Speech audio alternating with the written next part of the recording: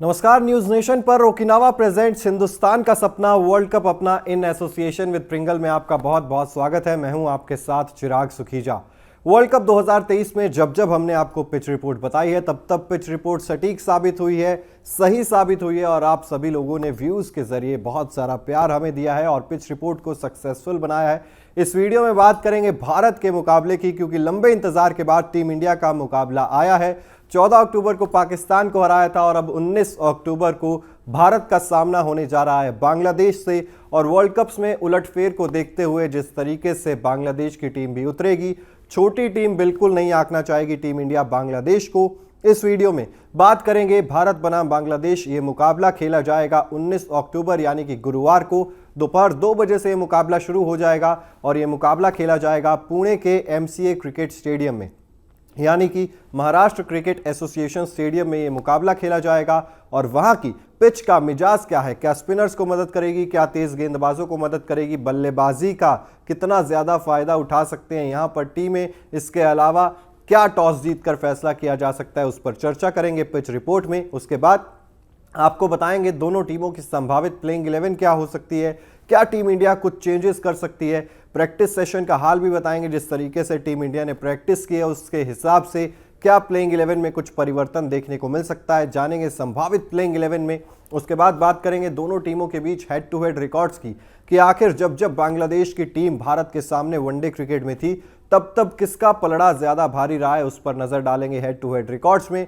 उसके बाद बात करेंगे पुणे के मौसम की, कि आखिर कहीं मौसम बारिश से मैच प्रभावित तो नहीं हो जाएगा, कहीं बारिश दगा तो नहीं दे देगी, क्या तापमान रहने वाला है, कितनी बारिश हो सकती है, वो भी आपको बताएंगे वेदर रिपोर्ट में। उसके बाद बात करेंगे दोनों टीमों के मजबूत पक्ष क्या हैं और दोनों टीमों की कमजोरियां क्या हैं। तो इस मैच से रिलेटेड लगभग हर चीज आपको इस वीडियो में मिल जाएगी, तो वीडियो को एंड तक जरूर देखिएगा। अगर आपने अभी तक चैनल को सब्सक्राइब नहीं किया है तो जल्द से जल्द सब्सक्राइब भी कर दीजिए, क्योंकि हर रोज हम आपको क्रिकेट जगत से जुड़ी भी सब खबरें बताते हैं और देश और दुनिया से जुड़ी भी हर खबर आपको यहां पर देखने को मिल जाती है। तो चलिए शुरुआत करते हैं। पुणे में वर्ल्ड कप 2023 का ये पहला ही मैच होने जा रहा है, तो जानते हैं MCA स्टेडियम की पिच का मिजाज क्या है। पुणे स्थित MCA स्टेडियम की पिच बल्लेबाजी के लिए आदर्श मानी जाती है। इस मैदान पर अब तक कुल 7 वनडे मुकाबले खेले गए हैं और उसमें से 8 पारियों में 300 से ज्यादा रन बनाए गए हैं, यानी कि 7 मुकाबलों में कुल 14 पारियां होती हैं और 8 पारियों में 300 से ज्यादा रन बने हैं। यहां वनडे मुकाबले में एक बार भी 225 से कम रन नहीं बने हैं। 2017 में इस मैदान पर भारत ने इंग्लैंड के खिलाफ 351 रनों का लक्ष्य हासिल किया था, चेस कर लिया था। 2021 यहां भारत और इंग्लैंड के बीच 3 वनडे हुए थे और 5 बार 300 से ज्यादा का स्कोर बना था। इससे साफ है कि पुणे की पिच बल्लेबाजी के लिए आदर्श होने वाली है। हालांकि तेज गेंदबाजों को यहां पर स्पिनर्स के मुकाबले थोड़ी सी ज्यादा मदद मिलती हुई नजर आती है। तो लगभग कुछ दिनों से हम बात कर रहे थे स्पिन टू विन, लेकिन यहां पर पेस का जलवा देखने को मिल सकता है पुणे के मैदान पर। लेकिन बल्लेबाजों के लिए विन विन सिचुएशन रहने वाली है। जिस तरीके से मैदान का इतिहास रहा है, बल्लेबाजों को मदद करेगा और एवरेज स्कोर भी अगर हम लेकर चले तो कुछ समय से 300 रनों के आसपास का रहा है। तो ऐसे में एक हाई स्कोरिंग मुकाबला इस पिच पर हमें देखने को मिल सकता है। हालांकि बाद में ड्यू फैक्टर थोड़ा सा आ जाता है। अगर ड्यू आती है तो टीमें यहां पर टॉस जीतकर पहले ही गेंदबाजी कर लेना चाहेंगी, क्योंकि चेज भी इस मैदान पर काफी बार हमने होता हुआ देखा है। अब वो कौन से खिलाड़ी होंगे, क्या कुछ निकलकर सामने आएगा, जानेंगे संभावित प्लेइंग 11 में। लेकिन उससे पहले आपको बता दें, टीम इंडिया पुणे में पिछले कई दिनों से प्रैक्टिस कर रही है, क्योंकि लंबा गैप टीम इंडिया को मिला था जहां पर विराट कोहली, शुभमन गिल समेत सभी बल्लेबाज प्रैक्टिस करते हुए नजर आ रहे थे। और एक चीज देखी गई, रोहित शर्मा यहां पर गेंदबाजी करते हुए नजर आ रहे थे, रविचंद्रन अश्विन से टिप्स ले रहे थे, जसप्रीत बुमराह से काफी देर बात करते हुए दिखे थे रोहित शर्मा। और ये चीज साफ दिखाती है कि एक ऐसा बल्लेबाज जो गेंदबाजी भी कर सकता हो, उसकी बहुत ज्यादा जरूरत है टीम इंडिया को। और यह जिम्मेदारी शायद कप्तान रोहित शर्मा खुद उठाते हुए नजर आ रहे हैं, गेंदबाजी की प्रैक्टिस वो करते हुए नजर आ रहे हैं। चलिए अब नजर डालते हैं दोनों टीमों की प्लेइंग 11 क्या हो सकती है। सबसे पहले टीम इंडिया की बात करें तो रोहित शर्मा के साथ शुभमन गिल ओपनिंग करते हुए नजर आएंगे। पाकिस्तान के खिलाफ शुभमन गिल की वापसी हो गई थी, डेंगू का शिकार हो गए थे वो, लेकिन अब स्वस्थ हैं। तो शुभमन गिल और रोहित शर्मा ओपनिंग करेंगे। विराट कोहली नंबर 3 पर खेलते हुए नजर आएंगे। नंबर 4 पर इस टीम के पास श्रेयस अय्यर है। हालांकि श्रेयस अय्यर की जगह शायद सूर्य कुमार यादव को यहां पर एक मैच खिलाया जा सकता है, लेकिन उसके चांसेस कम हैं। पॉसिबिलिटी जरूर है। केएल राहुल है, उसके बाद हार्दिक पांड्या, रविंद्र जडेजा, इन तीनों की जगह एकदम फिक्स है। कुलदीप यादव की जगह फिक्स है। अब शमी या फिर शार्दुल ठाकुर, क्योंकि पेस को यहां पर मदद मिलती है तो हो सकता है कि मोहम्मद शमी को इंक्लूड कर लिया जाए, क्योंकि शार्दुल ठाकुर की बल्लेबाजी और गेंदबाजी दोनों से ही ज्यादा बेनिफिट टीम इंडिया उठा नहीं पा रही है। और दो प्रॉपर तेज गेंदबाज यहां पर जसप्रीत बुमराह और मोहम्मद सिराज आपको खेलते हुए नजर आएंगे। बांग्लादेश की बात करें तो तंजीद हसन, लिटन दास ओपनिंग करते हुए नजर आएंगे। उसके बाद मेहदी हसन मिराज, नजमल हुसैन शांतो यहां पर नजर आते हैं। शाकिब अल हसन इस टीम के कप्तान हैं।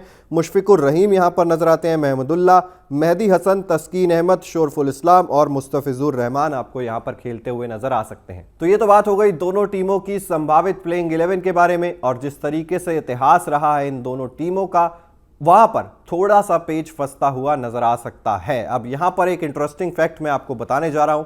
हेड टू हेड रिकॉर्ड्स पर अगर नजर डालें तो दोनों टीमों के बीच अब तक कुल 41 वनडे मुकाबले खेले गए हैं, ओडीआई मैचेस खेले गए हैं, जहां पर 32 बार टीम इंडिया ने जीत दर्ज की है।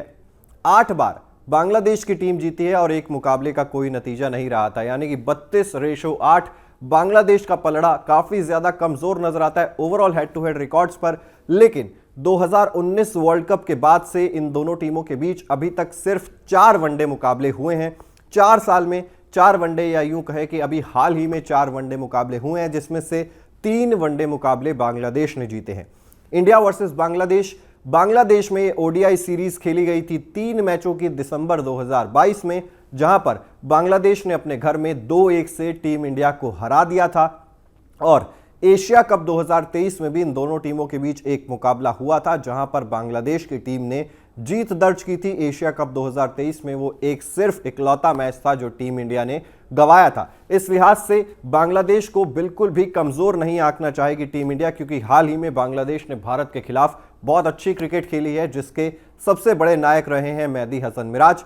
उन पर बातचीत करेंगे आगे जब हम बात करेंगे दोनों टीमों के मजबूत पक्ष और कमजोरियां क्या हैं। उससे पहले अगर बात करें वेदर रिपोर्ट के बारे में, तो यहां पर क्रिकेट फैंस के लिए ज्यादा बुरी खबर है नहीं।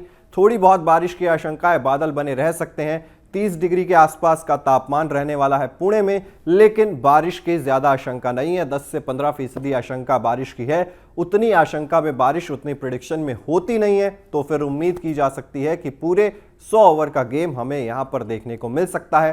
तो सबसे पहले हमने आपको पिच रिपोर्ट बताई, उसके बाद प्लेइंग 11 बताई, मौसम का हाल और हेड टू हेड रिकॉर्ड्स पर हम नजर डाल चुके हैं। अब अगर बात करें दोनों टीमों के मजबूत पक्ष क्या हैं और दोनों टीमों की कमजोरियां क्या हैं, तो सबसे पहले टीम इंडिया की ही बात कर लेते हैं। टीम इंडिया के लिए विन विन सिचुएशन रही है।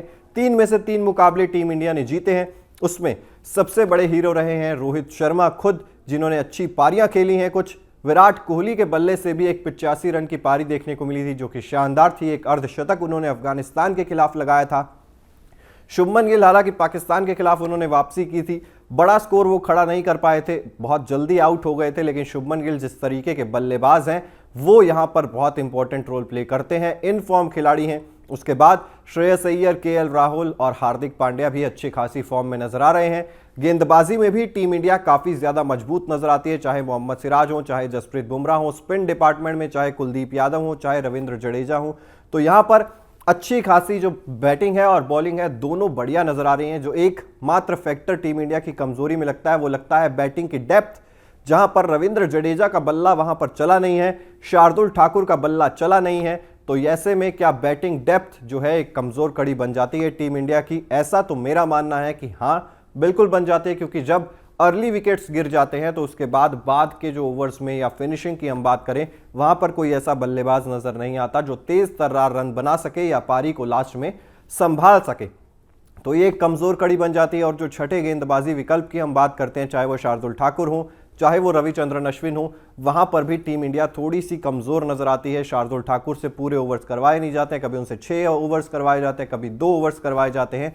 तो ऐसे में ये एक कमजोर कड़ी टीम इंडिया की बन जाती है। बांग्लादेश की बात करें, इन्होंने भी 3 में से 1 मुकाबला जीता है, जो कि 5 और टीमों ने ही ऐसा किया है। तो 3 में से 1 मुकाबला बांग्लादेश की टीम जीती है, और उसमें से भी यहां पर उम्मीद रहेगी बांग्लादेश को कि फाइट बैक करे, क्योंकि इंडिया के खिलाफ रिकॉर्ड शानदार है। यहां पर लिटन दास तो अच्छे फॉर्म में नजर अभी तक वर्ल्ड कप में नहीं आए हैं, लेकिन मेहदी हसन मिराज और शांतो यहां पर अच्छी बल्लेबाजी कर सकते हैं। उन्होंने एशिया कप में भी दिखाया है, बेहतरीन बल्लेबाज हैं। और वहां पर अगर गेंदबाजी की बात करें तो शाकिब अल हसन की स्पिन काफी ज्यादा काम आती है। मुशफिकुर रहीम के बल्ले से एक अर्धशतक हमें देखने को मिला था। तो बांग्लादेश की लाइनअप भी अच्छी खासी नजर आती है। गेंदबाजी में, खास तौर पर तेज गेंदबाजी में थोड़ी सी टीम कमजोर है। तस्कीन अहमद वहां पर नजर आते हैं, वहां पर मुस्तफिजुर रहमान नजर आते हैं। दोनों ही खिलाड़ी उतने ज्यादा शानदार पेसर नहीं माने जाएंगे अगर आप कंपेयर करेंगे भारत के जसप्रीत बुमराह और मोहम्मद सिराज से। तो ऐसे में क्या यहां पर पेस वर्सेस पेस की जब बात आएगी तो बांग्लादेश की टीम थोड़ी सी कमजोर, थोड़ी सी पिछड़ी हुई जाती हुई नजर आएगी। तो ऐसे में बांग्लादेश को सिर्फ इस चुनौती से पार पाना होगा। इसके अलावा ओपनिंग पेयर से रन आना भी बांग्लादेश के लिए बहुत ज्यादा जरूरी है और उम्मीद होगी कि बांग्लादेश यहां पर फाइट दे, लेकिन टीम इंडिया इस मुकाबले को जीत जाए, क्योंकि टीम इंडिया ही फेवरेट्स रहने वाली है इस मुकाबले को जीतने के लिए। सबसे पहले हमने पिच की बात की, उसके बाद प्लेइंग 11 बताई, मौसम का हाल, हेड टू हेड रिकॉर्ड्स और अंत में हमने आपको दोनों टीमों के मजबूत पक्ष क्या हैं, कमजोर कड़ियां क्या हैं वो भी बताया। ये सब जानने के बाद आपको क्या लगता है, क्या इंडिया बांग्लादेश को हरा पाएगी या फिर बांग्लादेश एक बार फिर से अपसेट कर देगी, उलटफेर कर देगी वर्ल्ड कप 2023 में?